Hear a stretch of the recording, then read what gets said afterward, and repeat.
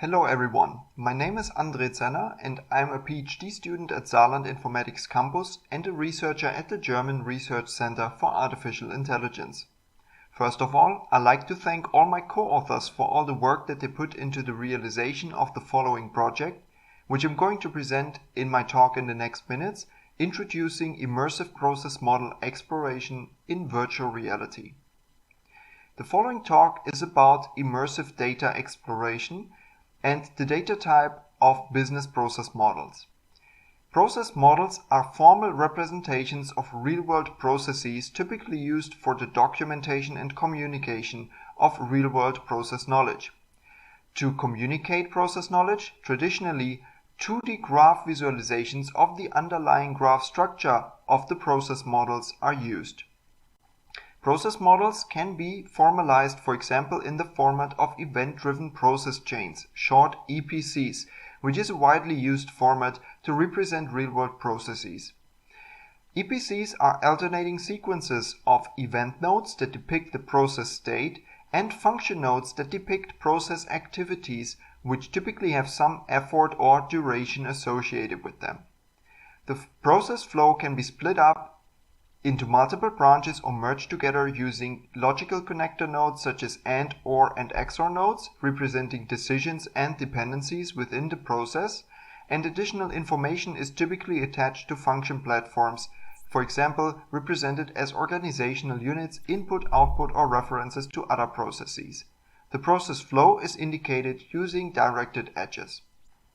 Process model experts are used to the representation format of EPC graphs and understand a process just given their 2D visualization. However, there are also application domains where non-expert users need to learn and understand complex process models, such as, for example, during professional training, onboarding, education, or in general in communication contexts.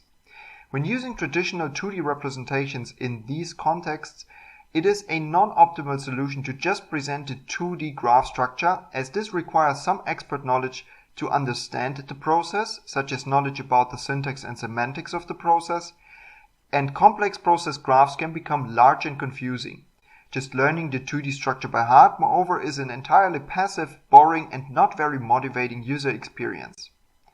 So the goal of this project was to come up with a novel interface that is suitable for non-expert users, that provides effective knowledge transfer, creates a motivating and interesting user experience, and is also independent of the actual process domain. Previous work on immersive data analysis has considered how graphs can be explored in virtual reality, focusing on the use case of an expert user sitting in a desktop environment and using a head-mounted display for the visualization of the graph structure. Moreover, also large-scale setups have been explored in work based on projection systems such as, for example, caves. The idea in our project was to combine both the idea of large-scale setups and the visualization using head-mounted displays, and to use the large-scale setups to implement a passive haptic experience for the user as he explores the abstract data in virtual reality. And this leads me to the implementation of our system. The concept of our system is to provide an interactive and multisensory virtual reality journey that leads the user through the process graph. Users will travel from process start to the end of the process and carry information packages along the way. They will perform interactions that are aligned with the real-world process activities, and they will experience the decisions and dependencies within the graph by interacting and interactively controlling the process flow at logical connector nodes. To implement this concept, our system is based on three components, the first of which is the 2D to 3D mapping. The 2D to 3D mapping is responsible for the immersive virtual reality visualization of the graph and first reads in the 2D graph structure from a standard file format.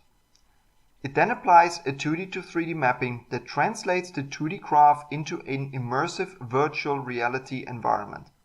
The immersive environment resembles the graph in 3D as a structure made out of floating platforms. The important node types such as function and connector nodes are represented by room-scale walkable platforms that carry interactive sockets the user needs to interact with as he walks through the process in virtual reality. Other node types are represented by their own 3D objects or floating platforms. You can see an example in the following video clip showing a simple example 2D EPC on the left and the corresponding immersive virtual environment on the right, with two room-scale walkable platforms, one green function platform and one logical connector platform in gray. And this leads me to the second main component, which is the logical walkthrough. This component motivates the exploration of the graph and provides guidance as the user walks through the virtual environment. It also enforces a logical exploration order, which is implemented using a basic gamification mechanism known as the unlocking mechanism. At the very beginning of the exploration, the user is located at the root node of the graph, which is the only unlocked node. The user will need to unlock the graph node by node, and in order to unlock a node, he has to transport an information package to the respective node.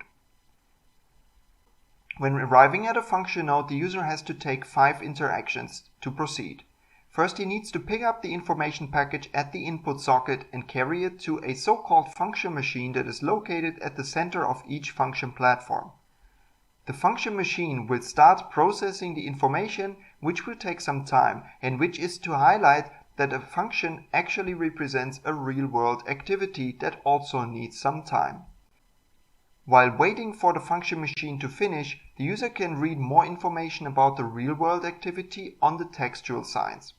As soon as the information is processed, the user can again pick it up and carry it to the output socket of the current platform, sending it away over the tube system to the following node, which unlocks the following platform. You can see the interaction in the following video showing a user picking up an information package, dropping it into the function machine and taking it out again to send it off to the following node in order to unlock it.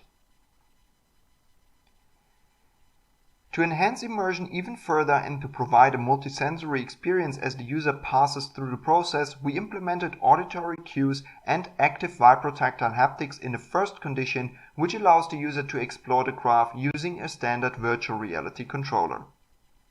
To enhance immersion even further, we then also integrated passive haptic feedback into the experience.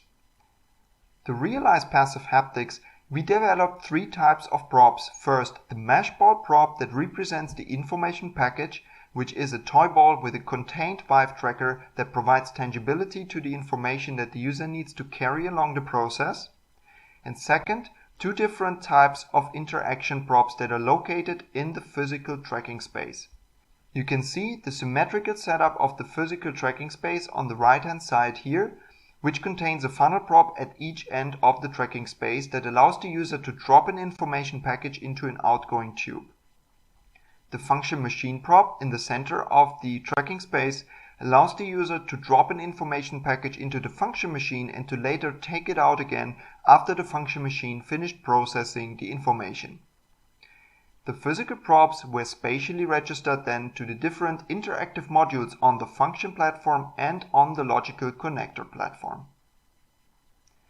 The following video showcases how the user interacts in this physical passive haptic environment. The user can tangibly grab the information package, drop it into a function machine, take it out again, and finally also drop it into an outgoing tube to send it away to the following platform. In order to reuse the physical props in the physical space, we implemented a custom 180-degree resetting controller that rotates the user's view during certain teleportations. This controller would effectively mirror the real-to-virtual spatial registration and compresses arbitrarily large EPC processes into a limited physical space that only contains 4 different physical props. And this leads me to the evaluation of our system. We conducted a user study to assess how well our virtual reality interface can convey a process that is unknown to the user. For this, we turned to related literature on process model understandability and took a test process that depicts the process of delivering goods to a store in 53 nodes. Our study was designed as a between-subjects experiment comparing 3 different conditions with 27 participants. Our baseline condition was the 2D exploration interface implemented on an Apple iPad using the visualization of the bFlow Star toolbox, and our experimental conditions were the virtual reality conditions using our Immersive Exploration interface, once with virtual reality controllers and once with passive haptic feedback. Each participant was assigned to one of the conditions in the study, and after filling out a consent form and reading through an introduction, they could practice learning an EPC with their respective method in a short tutorial. After completing the tutorial, each participant performed the actual task of the process, which was to learn and understand the complete test process given to them and to indicate to the experimenter as soon as they have understood the process. The experimenter then stopped the experiment as soon as this was indicated, stopped taking the time, and a set of questionnaires was answered and filled in by the participant. The complete study took around 90 minutes per participant. When we look at the results of our study, we can confirm our first hypothesis, which was expecting that virtual reality exploration takes more time than 2D exploration. The results for objective efficiency show that users can learn the test EPC much faster on a 2D interface with an iPad than they can learn it with virtual reality exploration, no matter whether they use virtual reality controllers or passive haptic feedback.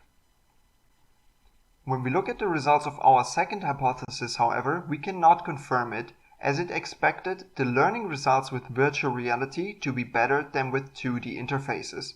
Our results for objective effectiveness, which was measured using the performance of 12 understandability checkbox questions, did not show a significant effect across the conditions. Finally, our third hypothesis can again be confirmed, which was expecting that virtual reality exploration offers a better user experience than the 2D exploration. This was indicated by the user experience questionnaire results, more specifically the hedonic UEQ novelty subscale that measures user interest. Here we can see that interfaces using virtual reality and passive haptic feedback deliver a significantly better user experience than using a 2D standard interface on an Apple iPad. To summarize our main study results, we found a central trade-off between efficiency and user interest. When it comes to recommendations and to an application where a non-expert user needs to learn about a process that is unknown to him, then we recommend to use a 2D standard exploration interface if time efficiency is more important than user interest. If, however, in other application domains, such as for example during education or communication contexts, user interest is more important than the time efficiency, we recommend to use an immersive virtual reality interface such as the one we presented, preferably also supported by passive haptic feedback. And finally, I'd like to present to you some ideas for future work.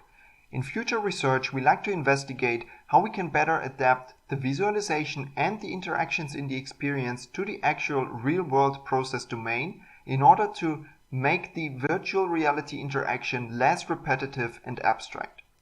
Moreover, we are also interested in looking into solutions that allow multi-user collaboration inside the virtual reality exploration experience. Future work should also study and compare the short-term and long-term learning effects of the different conditions to see if an experience-focused virtual reality interface provides any benefits in terms of memorability. And finally, by extending our system with standard editor functionality, for example to create different parts of a process while being in VR, our system could be extended to a virtual reality process modeling tool. And with this I'd like to conclude my talk, so thank you very much for the interest, and I'm now very happy to take some questions.